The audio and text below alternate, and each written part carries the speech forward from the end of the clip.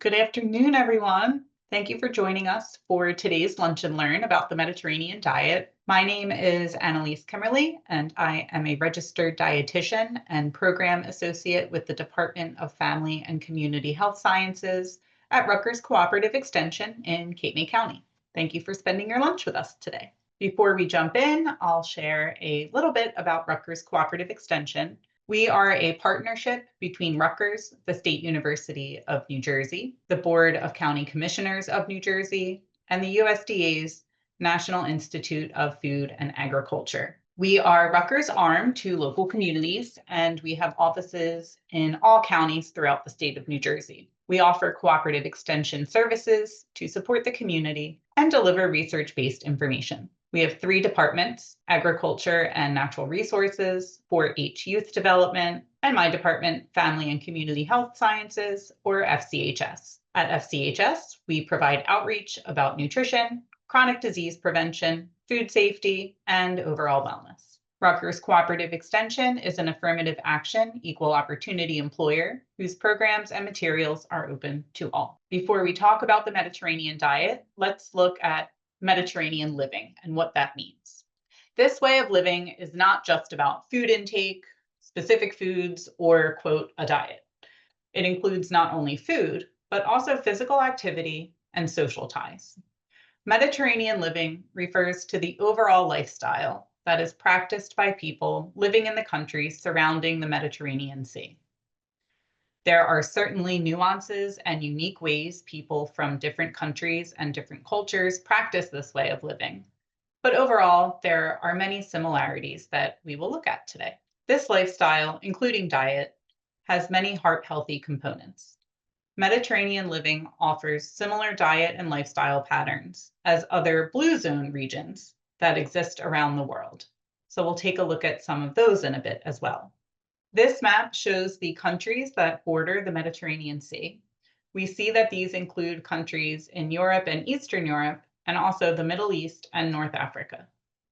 In particular, we see Sardinia, an isle off the coast of Italy, and Icaria, which is a Greek island in the Aegean Sea. Some of the countries we see include Albania, Algeria, Croatia, Cyprus, Egypt, France, Greece, Israel, Italy, Lebanon, Libya, Malta, Morocco. So we see many different countries represented here. And what does the Mediterranean diet have to do with blue zones? Blue zones are regions of the world where a higher than normal number of people live much longer than the average life expectancy. The term first appeared in a cover story in an issue of National Geographic magazine way back in November of 2005, called The Secrets of a Long Life. Research on these areas has continued, and I'm going to present some of the findings here today. And these findings can give us some insights into living a long, happy, and healthy life. 5 blue zones have been identified around the world, including Okinawa, Japan, the Nicoya Peninsula in Costa Rica, a Seventh-day Adventist community in Loma Linda, California, Sardinia, Italy, and Icaria in Greece. This blue zone map is based on evidence showing why these populations live healthier and longer lives than others throughout the world. In Icaria, a Greek island in the Aegean Sea, people are active every day. The typical diet includes a lot of fruits, vegetables, whole grains, beans, potatoes, and olive oil. They also drink wine in moderation. And in Sardinia, Italy, we see a 1-to-1 ratio of women to men living to 100 or more years of old. And we call these centenarians. And just for reference, in the United States, the ratio of female to male centenarians is 4-to-1. In Sardinia, Italy, some general themes are people do not smoke. They focus on family first. Again, we see physical activity that is daily and integrated into everyday life. And folks here also share work with their spouse, where men typically work outside the home and women focus on the home and finances. So this slide shows you some of the overarching qualities of the Mediterranean lifestyle. The eating pattern is usually a late breakfast that is followed by a long lunch, maybe a nap. Sounds lovely. And daily physical activity, again, is another component. Socialization is very important. Family and friends are spending time together, and people are eating meals together and sharing food with each other. Foods that are part of the diet include, again, a lot of fresh vegetables and fruits, whole grains, legumes, fish and shellfish, healthy fats like canola oil and olive oil, using herbs and spices to flavor their food and meals. Nuts are also consumed, and again, wine in moderation. And here we have a Mediterranean diet pyramid. If anyone remembers the food pyramid from back in the day, this is the Mediterranean diet version. At the base of the pyramid, we actually have being physically active. We also see sharing meals with other people. That's a very communal aspect of this lifestyle, because we're looking at the overall lifestyle and not just food. We also notice that there is space on the pyramid for plenty of vegetables, fruits, and whole grains. We see beans, nuts, and legumes, seeds, lots of herbs and spices, and this is the base of the meal on these foods. So the plate is more plant forward, more grains, fruits, vegetables, legumes. Fish and seafood is consumed at least 2 times a week. October is seafood month, so it's a great time of year if you want to consider adding some Mediterranean lifestyle components to your diet. It's a great time to add some seafood to your plate. There are versions of the Mediterranean diet that are called pesco-Mediterranean, which means that fish is the primary protein that's being eaten. And that is consumed along with the other parts of the pyramid here, not just other animal proteins. We do see poultry, eggs, cheese, and yogurt being featured in moderate portions daily to weekly. And at the very, very top, so what we are consuming the least amount of in this eating pattern are our meats and sweets. We see them being only a small portion of foods that are being consumed. So if you are interested, again, in trying out this Mediterranean diet, we want to not go overboard with the sweets and meats. Those should be enjoyed, again, in moderation. And what moderation is going to look like is going to be different for everyone. It's based on what we need to eat in a day is based on your calorie needs and your protein needs, and that's highly individualized. It's based on your age, your activity level, all. So it's hard to say exactly, to give an exact definition of what a moderate amount of meat would look like, because that's going to vary from person to person. So I'm not here to give you specific portion sizes or exact cups of what to eat during the day. We want to look at the overall arching theme of having your plate being mostly filled with fruits, vegetables, whole grains, legumes, and then having some accessories in the meat sweet department. Some other examples of fruits and vegetables that are found in the Mediterranean region. Here's some lists for you. We see olives, some monounsaturated fats, more in oil with olive oil. Artichokes are a good source of potassium. They contain magnesium, iron, vitamin C, calcium, and B vitamin 6. Avocados are another dietary source for those heart-healthy monounsaturated fats, as well as providing vitamin C, magnesium, some vitamin A. Potatoes are a great source of potassium. A baked potato actually has twice as much potassium as a banana. I know when it comes to potassium, we think bananas, but potatoes count as well. We see salads featured in this diet with veggies, legumes, grains and cheese are added to salads. Dressing can be simply just olive oil, lemon juice, vinegar, very quick, easy, not processed.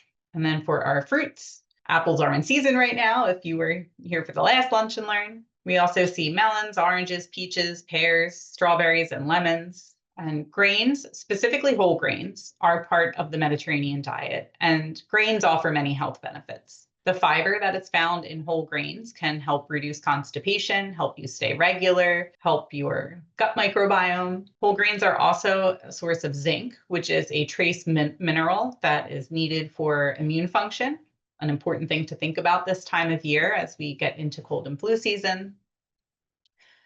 Zinc also plays a role in cell division, cell growth, wound healing, and helping us digest and break down carbohydrates. Some sources of zinc besides grain are beef, pork, lamb, nuts, and beans. Grains are also an important source of multiple B vitamins, including thiamine, riboflavin, niacin, and folate. Our B vitamins are water soluble, which means that we don't store them within our body. So we will excrete the excess in urine. So something, again, that best to get from a gradual intake of food throughout the day rather than to try to get all at once from a dietary supplement. Whole grains also contain iron, and iron is needed to carry oxygen throughout the blood. It's used to make hemoglobin and myoglobin. Other sources of iron, of course, we have our red meats, but also shellfish, salmon, tuna, chicken, turkey, and then any fortified foods like iron fortified cereal. Magnesium is another important mineral that we see in whole grains, and that is needed for many reactions throughout the body, including nerve and muscle function. Magnesium is also a key part of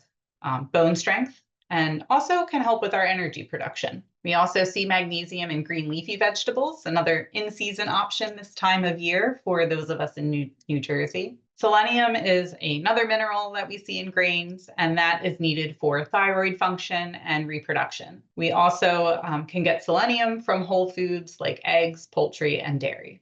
If you're looking for some grain ideas, think about trying quinoa. Quinoa is a complete protein. It is gluten-free, and it is a good source of iron and magnesium. You cook quinoa very similarly to how you would cook rice, where it absorbs the liquid and swells as it cooks. Buckwheat is another kind of more unique food in the grain department, and that has more protein than some of our other grains. Buckwheat also contains fiber, zinc, and copper.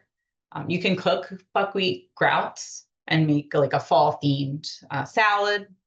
You could also purchase buckwheat flour or buckwheat noodles. Copper is another nutrient in grains, and that works with iron to help make red blood cells. Copper also helps keep blood vessels and nerves healthy. So lots of good stuff, doing good things in our bodies. We have legumes, which include beans and peas, chickpeas or garbanzo beans, of course, the staple base for hummus. They are also really great to just throw in salads and pasta dishes. I whipped up a quick meatless meal last night with some red lentil pasta and threw a can of chickpeas right in there. Quick, easy add-in. Extra fiber, extra protein, extra nutrition. You can also mash chickpeas and make like a vegetarian version of chicken salad or egg salad and put that in a wrap or on a sandwich. Edamame or soybeans are another legume. They are available in the grocery store, frozen, fresh, or dried. They are a quick and easy protein-packed snack if you're on the go. And you can, of course, purchase canned or dried beans.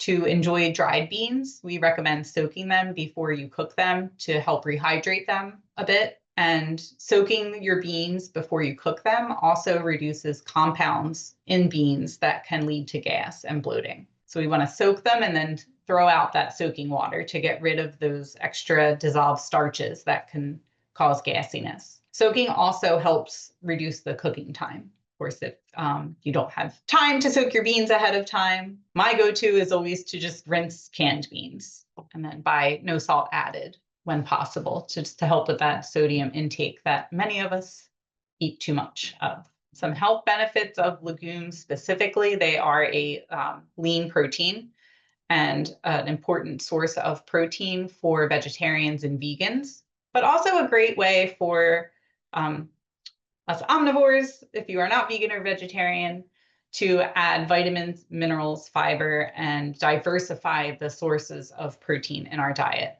Again, we see beans are an excellent way to add extra fiber to your diet as well, which is a nutrient that many of us fall short of. Protein, of course, very important for for muscle repair and for muscle growth. The protein in beans can also help keep you full longer after a meal. Some of the vitamins that we see in beans include our B vitamins. They also contain potassium, iron, magnesium, calcium, and zinc. Beans are cholesterol-free and they do not have saturated fat, so very heart healthy. And most legumes, with the exception of soybeans, are not complete proteins, meaning that they're not going to give us all of the different types of protein that our body needs each day to perform all of our activities of cell growth and repair, muscle growth, and skin, nails, teeth, hair, all of that. So in order to make your diet have complete proteins, having a variety of different protein foods throughout the day can help you get the protein that you need. Having some the protein that is in whole grains, has specifically methionine, is one of the proteins that is missing from some of the beans. So pairing your beans with whole grains is a great way to get complete protein. Nuts and seeds are recommended to be eaten in moderation. The portion size for most of our nuts and seeds, if you check out a nutrition label, is around 1 ounce. Just to give you a reference of what that would look like, please do not actually count them, but that comes out to about 28 almonds. Nuts are high in monounsaturated fat, which is a healthy fat that can help lower that bad LDL cholesterol. Eating healthy fats and staying active to balance out the calories that are in nuts, that's all part of the Mediterranean diet recommendations.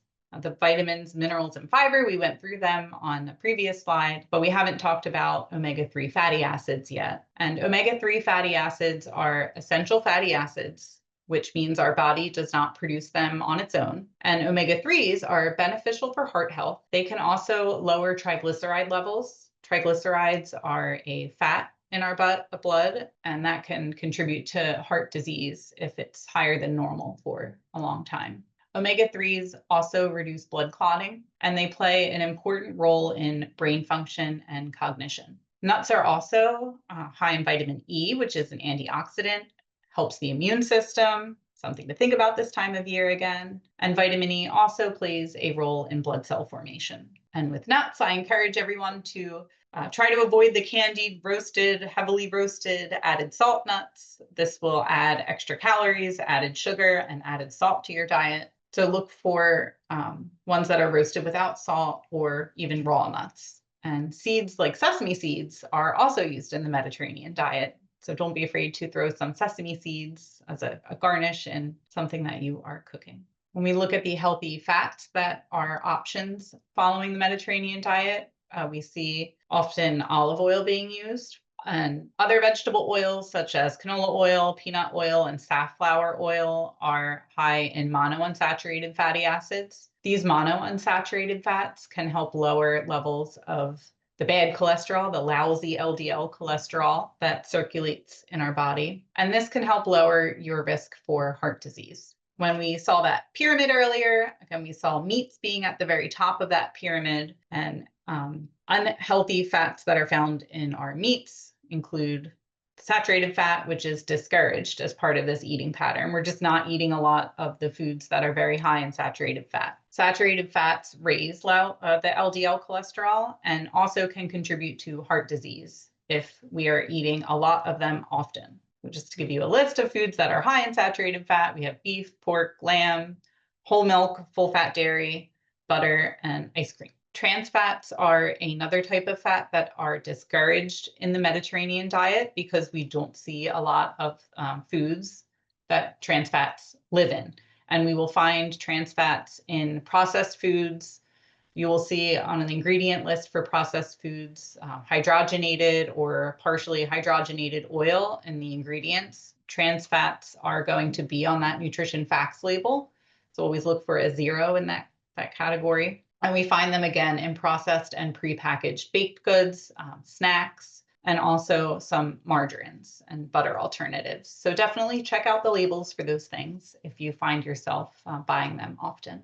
Some tips to help increase your intake of the healthy fats. You could try canola oil or olive oil in place of butter or margarine when you're cooking. I don't encourage anyone to be dipping bread in olive oil. That's actually an American dish, although you'll see it at a lot of restaurants. But those calories can really add up as bread sucks up that oil. Olive oil is a healthy fat, but it's still a fat. So don't add it to everything. We make substitutions when possible and consume in moderation.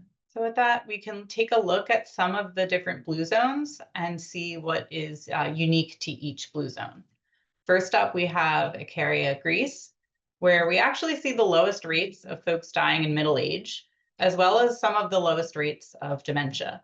Looking at this list of everyday foods, we see legumes, we see meals flavored with herbs, we see heart-healthy fats. Again, Okinawa, Japan hosts people with the highest life expectancy rates in the world. Tofu is featured as an everyday protein. Tofu is a complete protein. And we see here a mostly plant-based diet that features nutrient-dense whole foods. We again see foods being flavored with garlic. We see mushrooms. Mushrooms contain immune protecting properties. And seaweeds actually are very nutrient dense also and contain carotenoids, B vitamins, and many minerals. And we see bitter melon being featured here as well.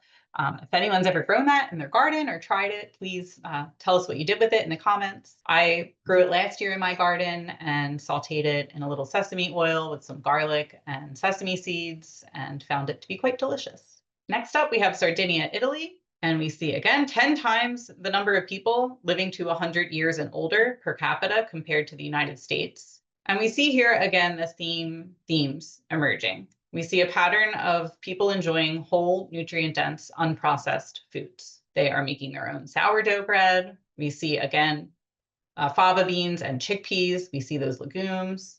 We see tomatoes. Goats or sheep's milk is used in Sardinia. And that is easily digestible. We have nuts. And then in the Nicoya Peninsula in Costa Rica, the folks who live there have lower rates of heart disease, and they also tend to be a happy population. And we see for everyday foods, again, fruits, vegetables, beans, we are seeing some delicious, getting some inspiration. Next up, we have Loma Linda, California, where we see low rates of heart disease and diabetes, very low rates of obesity. Again, that combination of enjoying whole nutrient-dense foods, as well as the physical activity component that we saw at the bottom of that Mediterranean diet pyramid. And we see here seafood being enjoyed, salmon as a great way to get those omega-3 fats. We see more whole grains in the form of oatmeal and whole wheat bread and soy milk, but unsweetened. It's going to be less processed. So we see a diverse variety of different protein foods, as well as those fruits and vegetables. So how could you get started if you want to try the Mediterranean diet? Trying to make your own hummus at home is a great option. Chickpeas, again, have tons of fiber to help you stay full longer. Protein, it's a great snack option. I always encourage pairing a protein food with a carbohydrate food as a snack. And this is the total package in one thing with hummus. And as a dip, instead of going for some processed chips or crackers, prepping up some veggie sticks for the week and using that as a vehicle for dipping your hummus is a wonderful choice. And carrots are in season here in New Jersey for the fall. So maybe try some carrot sticks with your hummus and eat with the seasons. So we saw a lot from all over the world today with the Mediterranean diet.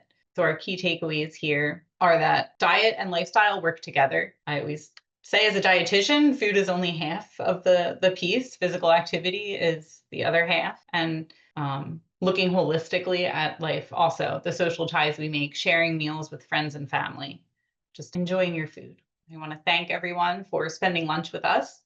Our next Lunch and Learn, Getting Ready for Healthy Holidays, will be on November 13th at 12:30.